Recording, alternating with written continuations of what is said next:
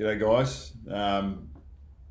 So it's 9 o'clock, and this is the first time that I've ever done anything like this. So please be gentle with me. Not like a Flip or a Brodie Grundy or a Mason Cox or anyone else who's just used to talking to a device and going out to the wide world. What's that? Going out to the wide world without any feedback. Joshua, give me a thumbs up. Thanks, mate. Your first like. Good job. Good job. Are we going to start flicking through some questions, guys? Clearly, this is a challenging period for everyone, but we're getting through it as best we can. Trying to connect with our players through online through Zoom or House Party. I'm pretty sure everyone would be aware of that, although I've heard there's some hacking concerns about the House Party, but none have hit our boys yet as such. But yeah, trying to stay in touch with them, but at the same time, most of the boys have found really good routines, eating well, sleeping well, exercising, and connecting with each other when they need to. So that's been pretty good. Jake, do the players like my little beard? Is it little, mate? I think they don't mind it. I really don't go to them for fashion advice. I'm a 47-year-old man, and they're in their early 20s or mid 20s, so I think they're doing stuff a little bit different to me. If you were still playing to this day, whose spot in the 22 would you take? Well, Aaron, thanks for that, mate. Well, whoever I wanted to. Basically, I could play myself wherever I wanted, but it would need to be for the team's benefit. So I think the role I'm in is the best role for me to be in at the moment, mate. G'day, Craig. Good morning, mate. What was the best footy trip location I've been to? Well, actually, I went on a couple. We went to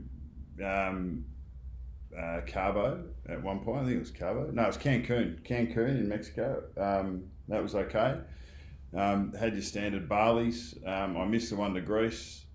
My reflections on footy trips is they're just a waste of time going to a beautiful destination and not really seeing as much of it as we should have. The modern day players are far smarter, more educated, more worldly. So when they, the football trip is nearly a thing of the past. They go and travel in smaller groups and go and actually get something out of the travel and out of the money spent to go to a place. So I've got a lot of respect for the way that the boys carry themselves and the relative maturity levels of a player in this era compared to 20 years ago when I was coming through the ranks is chalk and cheese. They're actually encouraged to be young men now and they actually carry themselves really well on and off the field and in season and out of season, which is a great thing. So, and the other thing we know about footy trips is that basically people. They get pissed and that's about all. Late nights, late mornings, and there's not much good that comes out of that. Let's go against Richmond. Thanks, Helmet. We don't know exactly when that's going to happen, mate, but we'll soon see. All right, I've got to scroll this. Plenty coming through, so thanks, guys. Thanks for tuning in. I thought this was starting at 9. Lee, I think it did. Morning, Bucks. Keep up the good work. Thank you. What hurts more, losing as a player or as a coach? Zach. I think it hurts more when you're a player because you physically commit to the cause. I think it's more stressful as a coach because you take more responsibility, I think, than even a single player. So I find that it's more stressful as a coach. I think I'd probably take more accountability, more responsibility for a loss, and when you have a win, you're probably projecting forward really quickly. So it's important to celebrate your little wins, and I think I've got better at that, and we've got better at that. So that's a good thing. Starting to flood through now, guys, which is good. If you went back in time, which grand final would you fix? All of them? No. Well, 0-2 we played really well, and were beaten. Yeah, it was a bit of a coin flip, but Brisbane were the better team on the day and deserved the win. But there was an element of pride, even though not getting over the line. There was an element of pride with the 0-2 performance. 0-3 was embarrassing. We just didn't turn up and didn't play well enough, which was upsetting.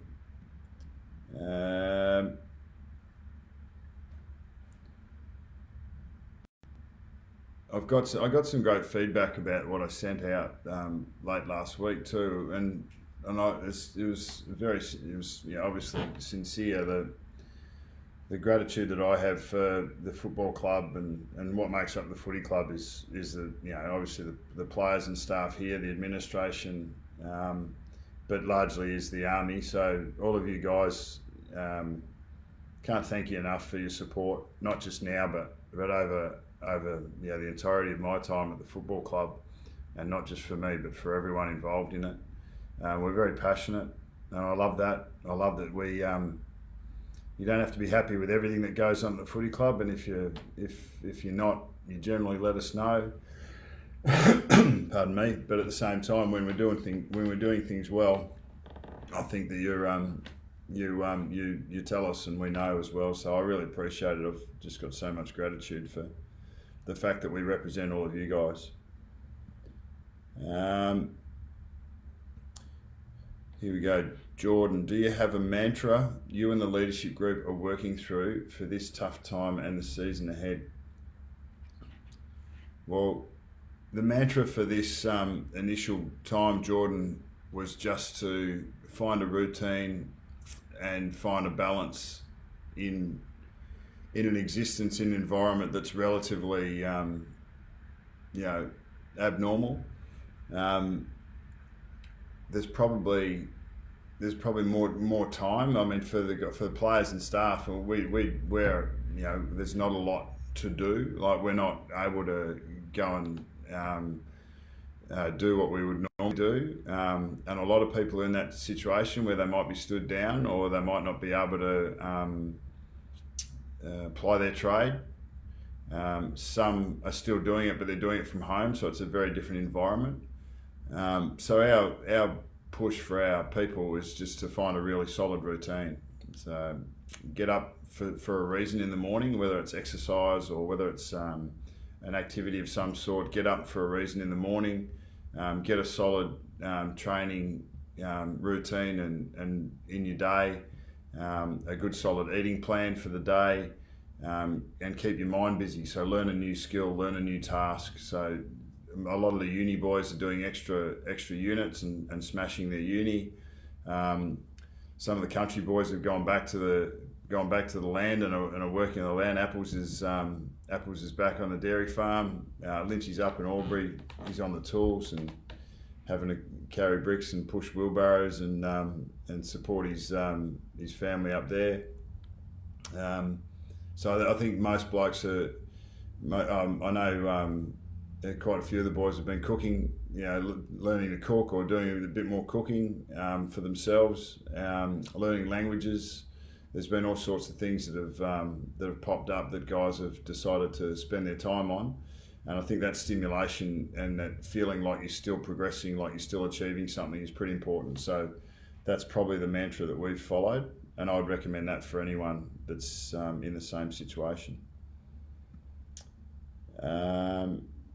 when are we starting the AFL season? Wouldn't we all love to know that, Sarah? Sorry, can't provide any clarity on that outside of what we've been told, which is April 27 is when we'll get feedback from the AFL about where the COVID status is in our state and in our country, and what that possibly means for us. If we get the green light on the 27th of April, we'd be back here. We've been told we'd be back here training sort of early May for an early June start. But I anticipate that April 27 maybe, we'll get the amber light on that one, and that it's going to be a little bit longer. But our boys are going to stay relatively ready, and as you just went through with their routines, and try and stay as ready as they possibly can for whatever eventuality comes our way. Asha, thank you very much for your very kind words. Thanks, Steve, thanks for sending out the messages.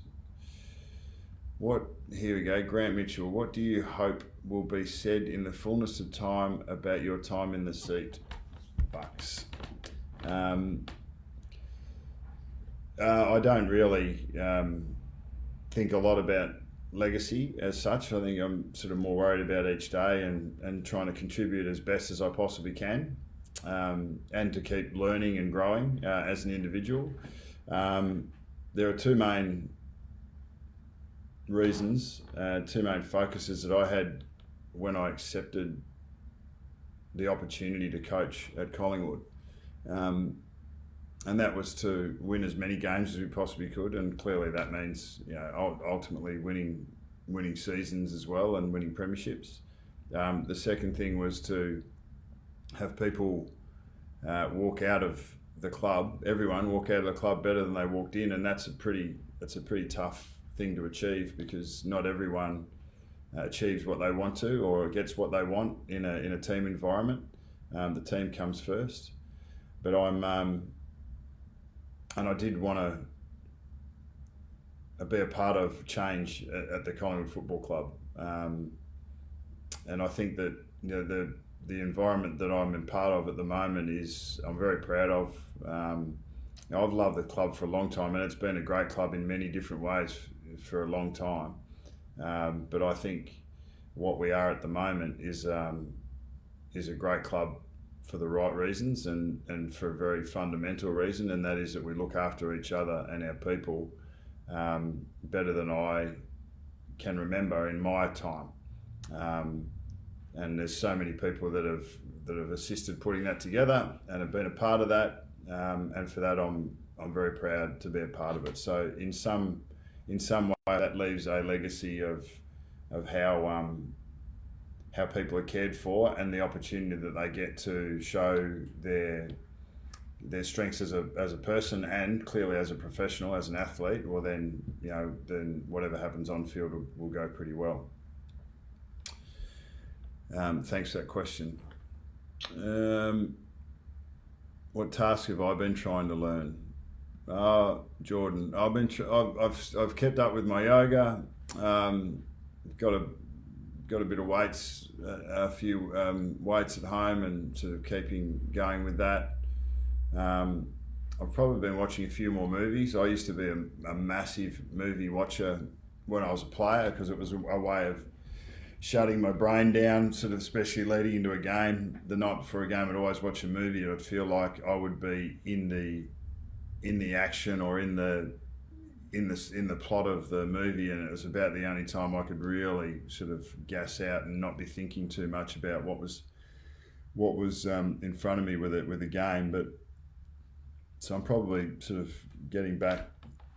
My task is to re-script my top 100 movies, which Sando and I have had going for quite a while. I don't reckon I've ever got to 100. I reckon I've got about 70, but I reckon I might sit down and have a look at making sure that that's up to speed. Deborah, how are Beams and Greenwood going as for all the injured guys? yeah, it was great to see that article about Beamsy that came out over the weekend, and that he's in a great space. Yeah, we're in touch periodically, but he has, largely been driven through himself to get himself in a happier place, and I believe he is, with a few texts over the weekend. Levi's going really well. Dunny, Varks, Apples, Langers, the guys that were in rehab. When the season was suspended, those guys have just got a little bit more time to be able to get themselves right. So there's a silver lining there for those guys. But as I said, right now we're just speaking to them as individuals, making sure that they're happy and healthy and in a good routine. And I think that most of those boys are tracking in the right direction.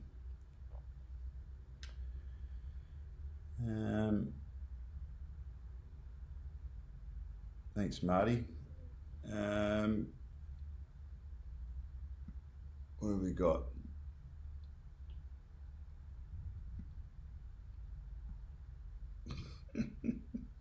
Bucks from 50 goal. Anthony, you've got to be 40 plus, mate, if you can remember that.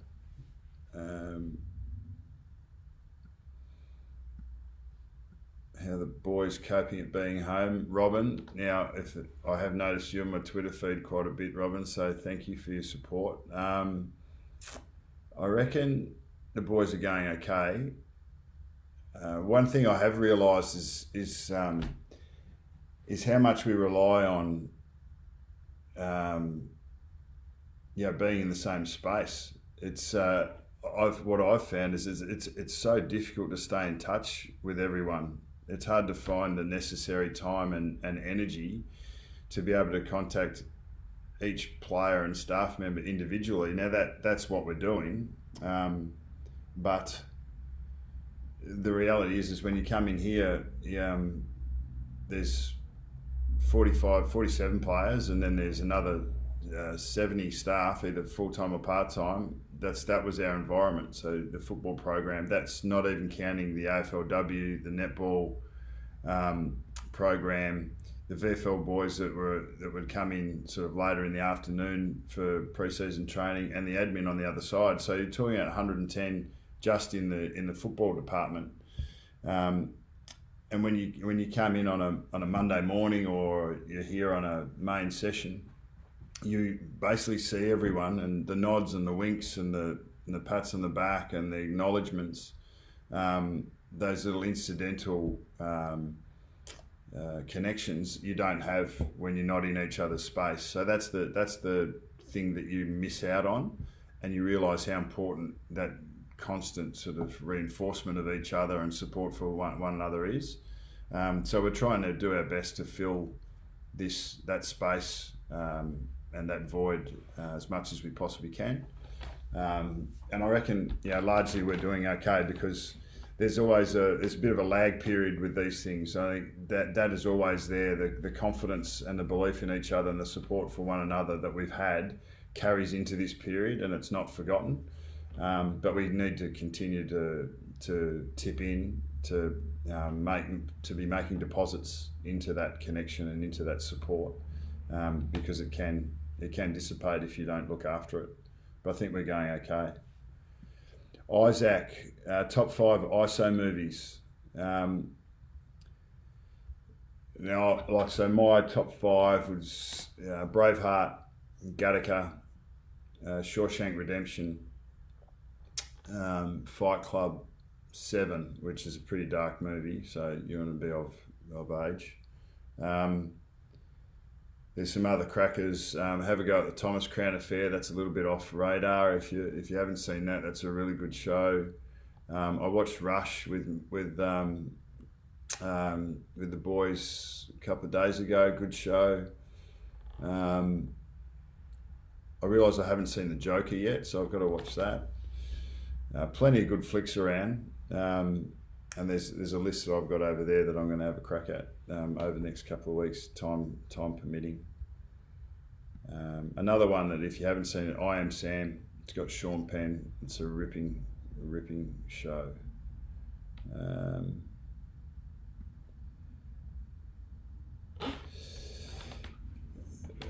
Simon, we're young. Was I happy with the game against the Bulldogs? Absolutely. That was. We actually understood that. What if that's the only game we get to play for a while? So we sort of understood that was the circumstance, and it was very different without a crowd. But we loved the challenge, and I loved the way that the boys rose to that challenge and performed and executed on the night. It was great. Anthony, what will I do if Geordie comes back 10 kilograms heavier? Not play him? That's an easy one. How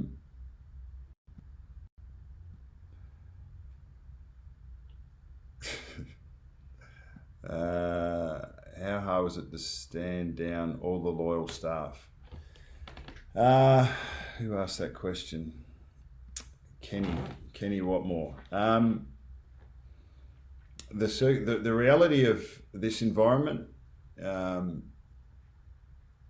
is an enormous challenge, but it's no different to what everyone else is going through. I mean, the world has stopped for this thing, and it's changed the way that we relate to each other, the way that we go about our lives.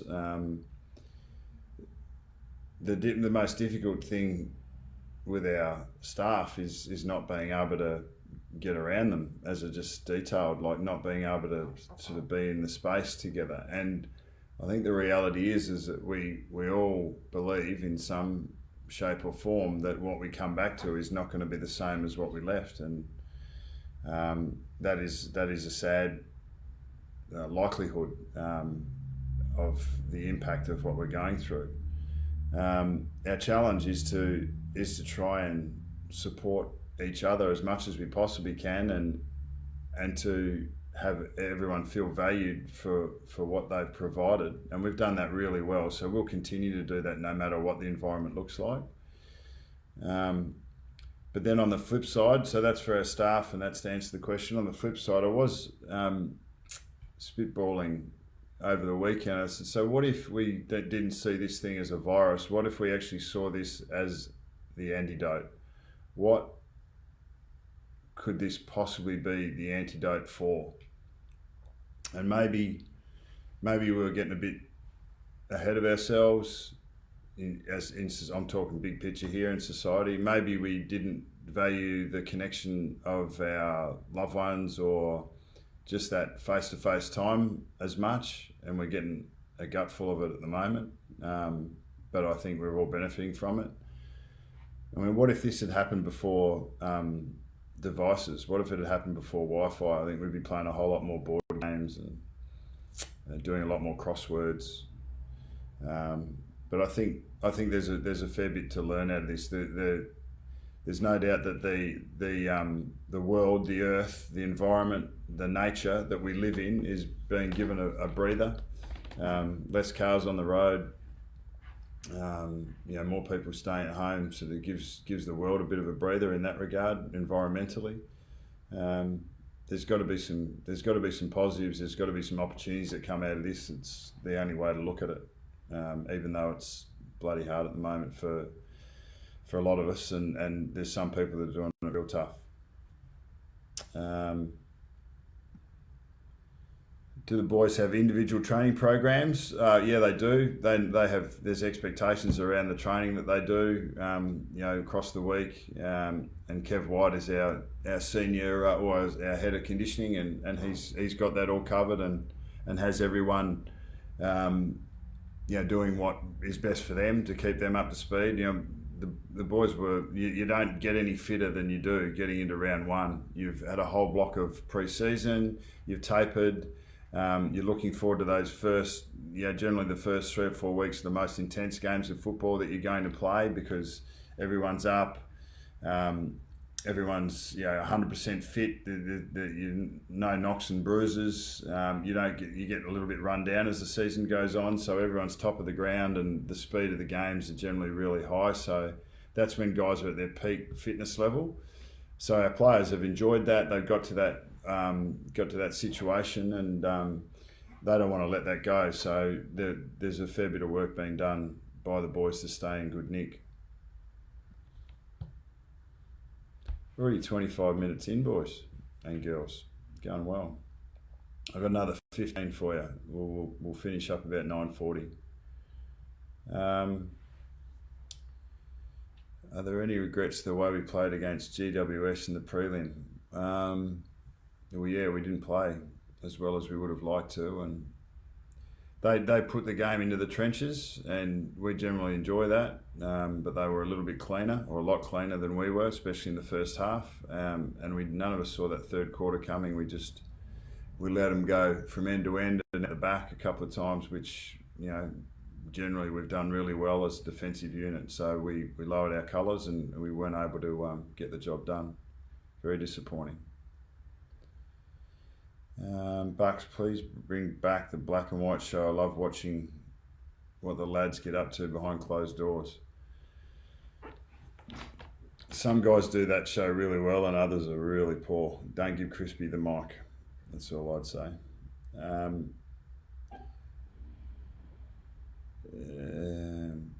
Do I think Sue McNiff, do I think that the changes are happening because of COVID-19 are for the good?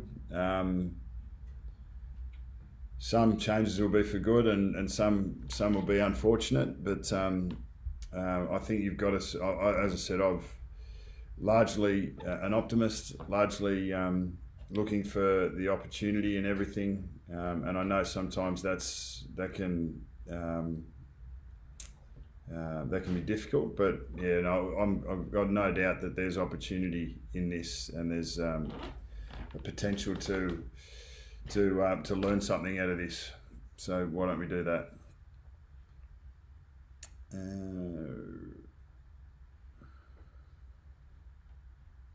Sharon, can I recommend great books to read? Well, I was spruiking The Courage to Be Disliked a couple of years ago. It was significant for me. There's another one called Courage to Be Happy. That's the follow-up from that.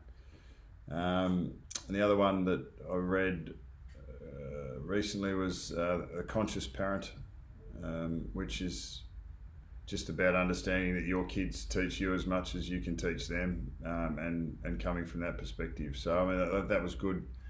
I see that, I carry that philosophy into my coaching as well. I think the players can teach me about my coaching ability or how I can be better, just as much as I can teach them about and assist them with their footy.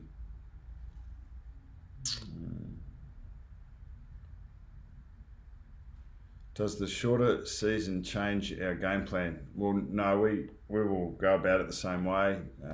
The shorter quarters, we think, if we get the opportunity to come back, and that was Kyle Tischler. Thanks, mate.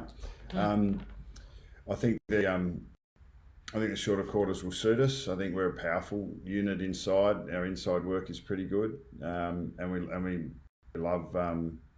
We think we're pretty good in stoppages, so we think we're going to get a little bit more of that. I think it'll, if the shorter quarters continue, I think it'll make for a more ballistic game. It'll make for a more explosive game than we've seen before, and potentially that's. I mean, we think that will be. I think that would be better viewing.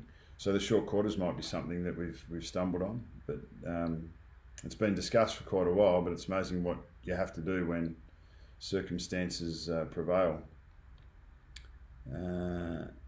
Did I watch the 2011 prelim? Yeah, I did. Yeah, it was a good game, tight game, but towards the end of the 2011 season, we were coughing and spluttering a little bit. The last sort of 3 or 4 rounds, even though I think we only lost two games in the whole. Home and away, and only lost to one side in Geelong for the whole season. We weren't playing our best footy towards the end of the year, and just got over the line a few times late in the season.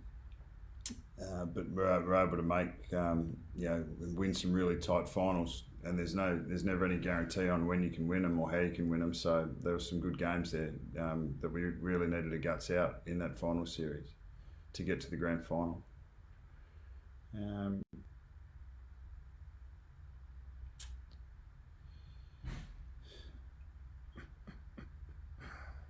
Mark Allen, I don't know if that's the Mark Allen. How am I going on the punt?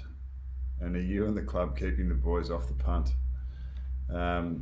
I'm not a punter at all, Mark, and I think the boys with Steve-O's indiscretions last year, I think it's front of mind. I'm sure a few boys dabble, but we try and keep as diligent on that as we possibly can. But you can't stop people doing what they want to do. But it's as I said, with our connection, we generally know when someone's struggling or when someone needs support. So we try and provide it in all areas.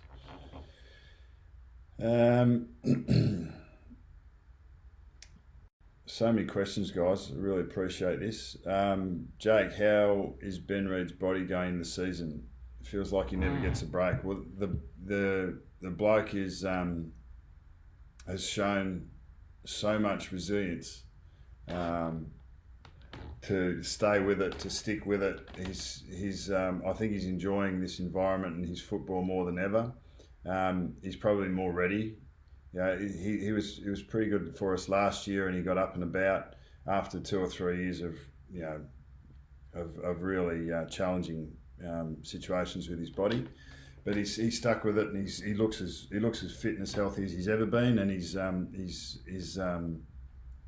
intensity of training through pre-season was huge. So when we get back on the park, when we get back on the park, it'd be great to see how he goes. How's the passion for golf, Evan? No, it's disappeared, mate. I thought that when I was a player, I thought that I might, when I retired, that I might try and get on the seniors tour. That's how much I loved my golf at the time. But I haven't played much since retiring, mainly because since becoming a dad, there's better ways that I can think of spending 5 hours or 6 hours in a day. So I haven't played as much golf, and as a result, my swings is now all over the joint, and I don't like not being able to do something well. So I haven't played a lot in recent years, but I have started playing a little bit more, going out with my boys who love playing, and that's been a bit of fun. So if the golf courses are open, I'll take them out. Tracy, are they going to award a Brownlow? Good question. I would have thought so, but it would depend on how many games there are.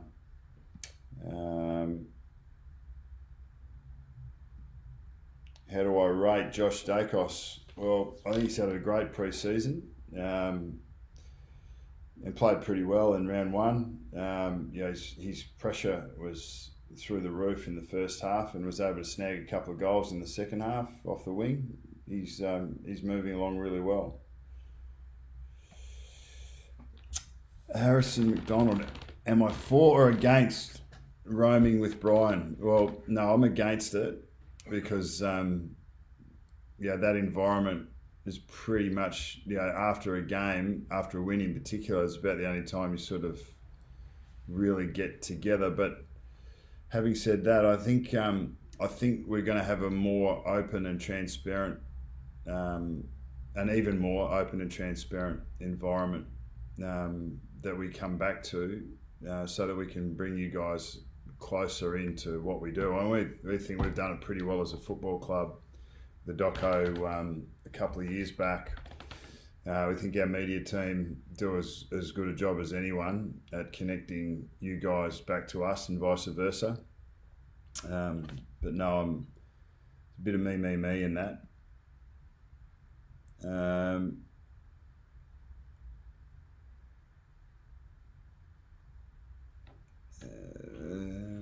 How excited am I for Tyler Brown's future? Thanks, Luke.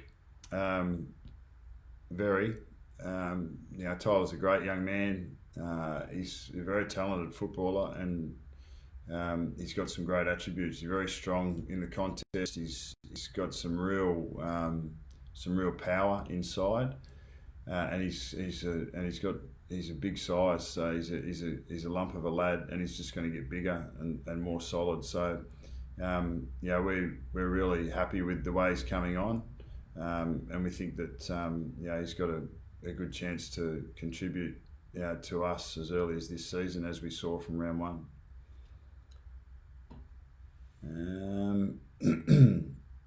Amanda asked about Next Generation Academy going ahead after lockdown. Don't know.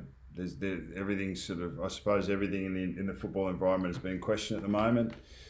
Anything that we spend money on is an issue, but more than that, it's actually going to ask. The question we will ask is what are the priorities for football? What is it trying to achieve?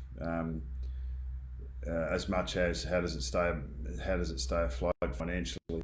It's a big industry, and we're servicing a lot of people.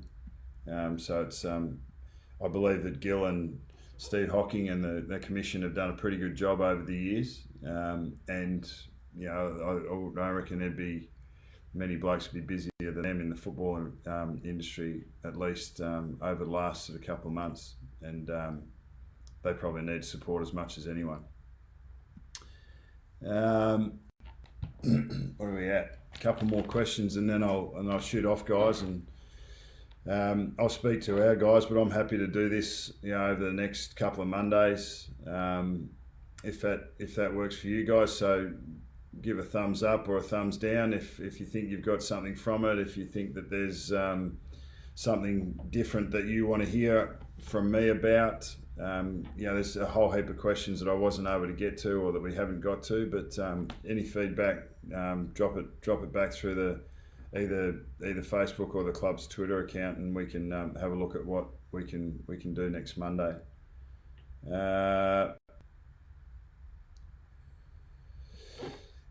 Bucks, have you had to ramp up the amount of mindfulness or mental health support to the players with all this going on? From Duncan. We're always checking in on one another. The mindfulness stuff is interesting because to get players to sit down and sort of meditate, for instance, I know the benefits of it, but I haven't made it a consistent part of my routine. Although I'm an advocate for it, I feel like when you get a good routine, you can be, and it's more positive, and you're proactive, and you're actually feeling like you're achieving, which is a challenge at any time, let alone right now. But if you feel like you're achieving, then you've actually got a more positive mental picture of yourself. And when you've got a more positive mental picture about yourself, I think you can be more conscious and potentially be more mindful. So I think that that's something that we're trying to encourage and engage with our players and with our staff. One of the big challenges in the environment at the moment is that we've seemed to have a lot more time to think, or some of us would have a lot more time to think. And if you've got more time to think, there's more likely to have a negative thought. And if you have a negative thought and you latch onto that one, then that can send you south. So understanding that you do have more time to think, and you are going to have negative thoughts, and then accepting that as, okay, well, that's going to float in here and there, and sometimes you just got to have the capacity to be conscious of that negative thought and then just let it go, and come back to the things that you know are more productive for you and better for your health and well-being and your mental state. So we do provide that for our players in some shape or form, and even if it's only with support and reaching out and asking how they're tracking. But as I said, the main focus for us has been to get our people in a routine in an abnormal situation as much as we can.